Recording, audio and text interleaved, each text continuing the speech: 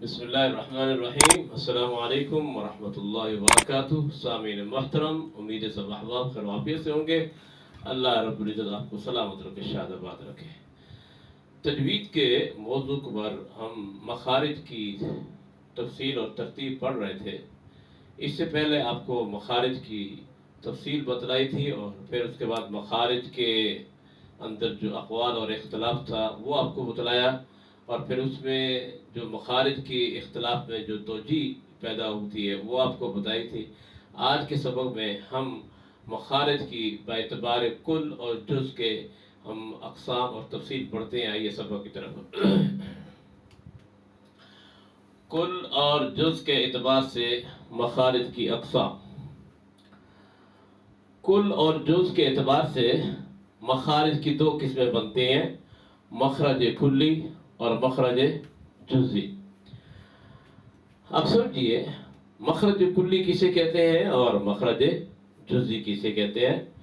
فرمایا مخرج کلی کی تعریف: جس مخرج سے دو یا دو سے زیادہ حروف ادا ہوں اس مخرج کو مخرج کلی کہتے ہیں۔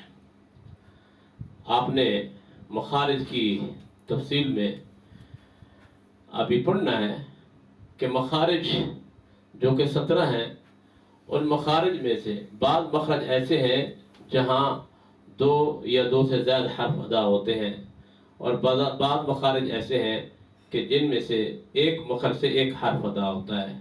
تو اگر آپ غور کریں، مخرج کلی اس مخرج کو کہتے ہیں کہ ایک ہی مخرج سے دو یا دو سے زیادہ حروف ادا ہوں، اس مخرج کو مخرج کلی کہتے ہیں۔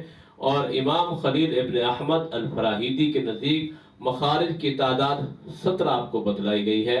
تو اس اعتبار سے مخارج جو کہ جن کی تعداد 17 ہے، ان میں سے 10 مخارج ایسے ہیں کہ جو مخارج کلی کہلاتے ہیں۔ اسی طرح اب وہ مخارج کلی جو کہ 10 ہیں وہ کون کون سے ہیں، اس کی تفصیل تو آپ مخارج پڑھنے کے بعد ہی آپ سمجھیں گے کہ مخارج کلی کتنے ہیں، مخارج جزئی کتنے ہیں اور کون کون سے ہیں۔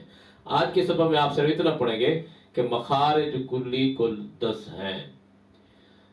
مثال کے طور پہ جوف دان اور حروف حلق سے ادا ہونے والے حروف، اس طرح جیم شین کا مخرج، اور اسی طرح اور بھی مخارج ہیں۔ کل 10 مخارج ہیں۔ ان 10 مخارج کو مخارج کلیہ کہا جاتا ہے۔ اور مخرج جزئی کی تعریف: مخرج جزئی کی تعریف کہ جس مخرج سے ایک حرف ادا ہو اس مخرج کو مخرج جزئی کہتے ہیں۔ تو مخرج جزئی کی تعریف کیا ہوئی کہ جس مخرج سے ایک حرف ادا ہو وہ مخرج جزئی کہلاتا ہے۔ تو 17 مخارج میں سے 10 مخارج مخارج کلیہ ہے، اور 7 مخارج مخرج جزئی کہلاتے ہیں۔ اور وہ 7 مخارج جو کہ جزئی ہیں وہ کون کون سے ہیں؟